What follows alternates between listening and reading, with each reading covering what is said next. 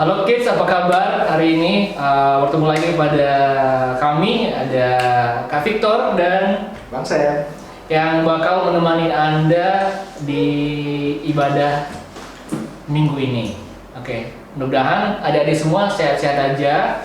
Semoga semua kita diberkati oleh Tuhan. Dan seperti biasa, sebelum kita memulai ibadah kita berdoa dulu. Kita ajak Kosem untuk membawa kita dalam doa. Yuk kita berdoa, kita tutup mata kita, ikut tangan, kita berdoa. Selamat pagi Bapak, kami berterima kasih pagi ini kami boleh bangun, kami masih bernafas, kami sehat, kami kuat, kami sadar semua itu karena Bapak. Kami berterima kasih untuk kesempatan hidup hari ini. Dan hari ini kami rindu untuk memuji menyembah Bapak, kami rindu untuk memuji menyembah Tuhan, mendengar firman Tuhan. Mari ya Bapa, sertai kami dari awal ibadah ini sampai akhir nanti. Di dalam nama Tuhan Yesus Kristus, kami telah berdoa dan ucap syukur. Yang mau ibadah sama katakan, amin. Baik, adik-adik di rumah, saatnya kita akan memuji dan memuliakan nama Tuhan. Dan apakah adik-adik udah siap? Ya.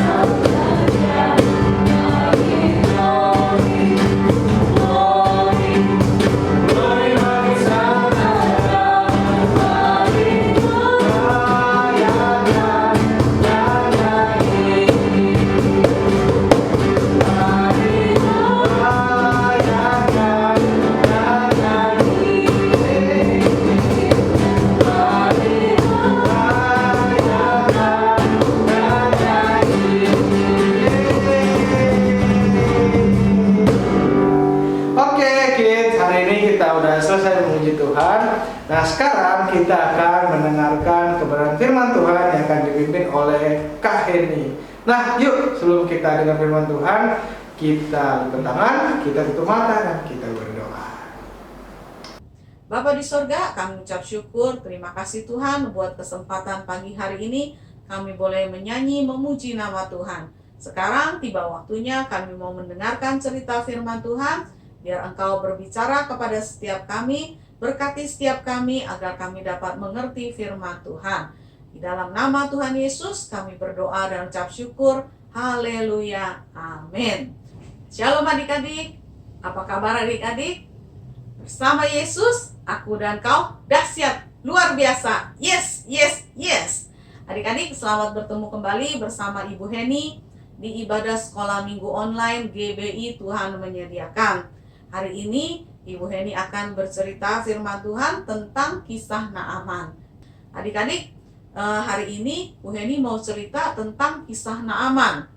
Mungkin adik-adik sudah ada yang pernah dengar atau mungkin sudah lupa. Yuk kita baca kembali ya di dalam Alkitab, yaitu dia ambil dari 2 Raja-Raja 5 ayat 1 sampai dengan 14. Kita mau baca cerita tentang Naaman ya.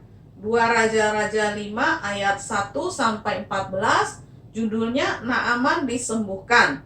Naaman, panglima Raja Aram, adalah seorang terpandang di hadapan tuannya dan sangat disayangi, sebab oleh dia Tuhan telah memberikan kemenangan kepada orang Aram. Tetapi orang itu, seorang pahlawan tentara, sakit kusta. orang Aram pernah keluar bergerombol dan membawa tertawan seorang anak perempuan dari negeri Israel. Ia menjadi pelayan pada istri Naaman. Berkatalah gadis itu kepada nyonyanya, sekiranya tuanku menghadap nabi yang di Samaria itu, maka tentulah nabi itu akan menyembuhkan dia dari penyakitnya. Lalu pergilah Naaman memberitahukan kepada tuannya, katanya, begini-beginilah dikatakan oleh gadis yang dari negeri Israel itu. Maka jawab Raja Aram, baik, pergilah dan aku akan mengirim surat kepada Raja Israel.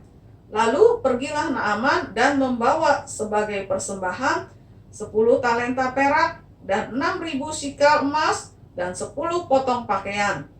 Ia menyampaikan surat itu kepada Raja Israel yang berbunyi, sesampainya surat ini kepadamu, maklumlah kiranya bahwa aku menyuruh kepadamu Naaman, pegawaiku, supaya engkau menyembuhkan dia dari penyakit kustanya. Segera sesudah Raja Israel membaca surat itu, dikoyakkannya lah pakaiannya serta berkata, Allahkah aku ini yang dapat mematikan dan menghidupkan, sehingga orang ini mengirim pesan kepadaku supaya kusembuhkan seorang dari penyakit kustanya. Tetapi sesungguhnya perhatikanlah dan lihatlah, ia mencari gara-gara terhadap aku. Segera sesudah didengar Elisa, abdi Allah itu, bahwa Raja Israel mengoyakkan pakaiannya, dikirimnyalah pesan kepada Raja, bunyinya, mengapa engkau mengoyakkan pakaianmu? Biarlah ia datang kepadaku, supaya ia tahu bahwa ada seorang nabi di Israel. Kemudian datanglah Naaman dengan kudanya dan keretanya, lalu berhenti di depan pintu rumah Elisa. Elisa menyuruh seorang suruhan kepadanya mengatakan, pergilah, mandi 7 kali dalam sungai Yordan, maka tubuhmu akan pulih kembali, sehingga engkau menjadi tahir. Tetapi pergilah Naaman dengan gusar sambil berkata, aku sangka bahwa setidak-tidaknya ia datang keluar dan berdiri memanggil nama Tuhan Allahnya, lalu menggerak-gerakkan tangannya di atas tempat penyakit itu, dan dengan demikian menyembuhkan penyakit kustaku. Bukankah Abana dan Parpar, sungai-sungai Damsik, lebih baik dari segala sungai di Israel? Bukankah aku dapat mandi di sana dan menjadi tahir? Kemudian berpalinglah ia dan pergi dengan panas hati. Tetapi pegawai-pegawainya datang mendekat serta berkata kepadanya, Bapak, seandainya nabi itu menyuruh perkara yang sukar kepadamu, bukankah Bapak akan melakukannya? Apalagi sekarang, ia hanya berkata kepadamu, mandilah dan engkau akan menjadi tahir. Maka turunlah ia membenamkan dirinya 7 kali dalam sungai Yordan, sesuai dengan perkataan abdi Allah itu. Lalu pulihlah tubuhnya kembali seperti tubuh seorang anak, dan ia menjadi tahir. Amin. Adik-adik, apa yang dapat kita tarik pesan dari kisah Naaman ini? Yaitu tentang nasihat, ya, saran yang diberikan sehingga Naaman sembuh dari penyakit kustanya. Dikisahkan Naaman ini seorang panglima Raja Aram. Dia itu merupakan panglima yang sangat disegani dan dihormati oleh tuannya. Suatu hari dia kena penyakit kusta karena Raja Aram dan Raja Israel, negeri ini berdua adalah negeri yang bermusuhan. Kemudian dia mendapat informasi dari seorang pelayan istrinya, seorang anak perempuan Israel. Katanya, coba pergi, katanya, ke Israel, ada nabi dari Samaria bisa menyembuhkan orang yang sakit. Kemudian dia cerita sama tuannya, dan tuannya Raja Aram mengirim surat kepada Raja Israel. Kemudian Naaman pergi menghadap Raja Israel sambil membawa surat dari Raja Aram. Tetapi Raja Israel kaget dan tidak terima. Malah dia bilang, katanya, memangnya aku ini Allah, ya, bisa menyembuhkan, menghidupkan orang mati, katanya, orang sakit bisa disembuhkan, katanya. Cari gara-gara ini Raja Aram. Sepertinya mau perang, ya, karena kan Aram dan Israel itu bermusuhan. Tetapi ketika didengar oleh Nabi Elisa, dia berkata kepada Raja Israel, coba suruh Naaman datang ke tempat saya. nanti saya akan kasih tahu. Kemudian Naaman pergi ke rumah Nabi Elisa. Sampai di rumah Nabi Elisa, ternyata ia hanya disuruh oleh pelayan Elisa mandi di sungai Yordan sebanyak 7 kali. Naaman ini sangat kecewa ya. Ya, kok bukan Nabi Elisa sendiri yang keluar, bukan Nabi Elisa sendiri yang menyembuhkan dia. Dipikirnya Nabi Elisa ini akan keluar dan menggunakan tangannya menyentuh bagian sakit kustanya, kemudian memanggil nama Tuhan dan menyembuhkan. Ternyata tidak seperti itu, malah disuruh mandi di sungai Yordan. Dengan panas hati, gusar ya, kecewa, marah. Naaman bilang, kenapa juga mesti mandi di sungai Yordan? Di Damsyik banyak sungai yang lebih bersih ya, kenapa mesti di Israel? Tapi pegawai-pegawainya kasih saran, ya sudah, kalau Bapak dikasih syarat atau aturan yang susah, pasti akan diikuti juga untuk kesembuhan. Apalagi ini kan mudah, cuma disuruh mandi 7 kali di sungai Yordan. Ayolah kita ikutin saja supaya Bapak sembuh. Akhirnya Naaman mengikuti saran daripada pegawai-pegawainya ini ya, dia mendengarkan apa yang diberitahu oleh Nabi Elisa. Setelah melakukan apa yang diperintahkan oleh Nabi Elisa, yaitu mandi selama 7 kali berendam di sungai Yordan. Begitu ke-7 kalinya dia keluar dari sungai, dia melihat tubuhnya sudah bersih, sudah tidak ada sakit kustanya. Nah, adik-adik, kita juga harus belajar kalau diberi nasihat ya, terutama yang diberi nasihat oleh orang tua ya, kemudian dari kakak-kakak kita yang lebih besar, kemudian juga dari guru ya, kita harus dengar, kita harus menuruti, jangan kita bersungut-sungut, beginilah, begitulah ya. Jangan kita membantah, karena orang tua selalu menasihati yang baik untuk anaknya, adik-adik semua. Oke? Sampai di sini kisah tentang Naaman. Mari adik-adik kita siapkan hati, kita berdoa terlebih dahulu. Bapa di surga, kami ucap syukur, terima kasih Tuhan, kami sudah mendengarkan firman Tuhan tentang Naaman. Kami percaya lewat kisah ini kami dapat belajar dan melakukan firman Tuhan yang Tuhan ajarkan kepada kami. Dalam nama Tuhan Yesus kami berdoa dan ucap syukur. Haleluya. Amin. Adik-adik, kemarin Ibu Heni sudah minta adik-adik WA ya ke Ibu Heni tentang pengalaman bagaimana ketika tim sekolah minggu mendatangi adik-adik di rumah. Ada beberapa yang sudah menjawab. Bu Heni sangat bersuka cita karena adik-adik di rumah yang dikunjungi merasa bersemangat, merasa berterima kasih, dan merasa bangkit ya, oleh karena tim guru sekolah minggu mendatangi adik-adik di rumah. Jangan lupa terus ikutin ibadah sekolah minggu, walaupun secara online di rumah masing-masing.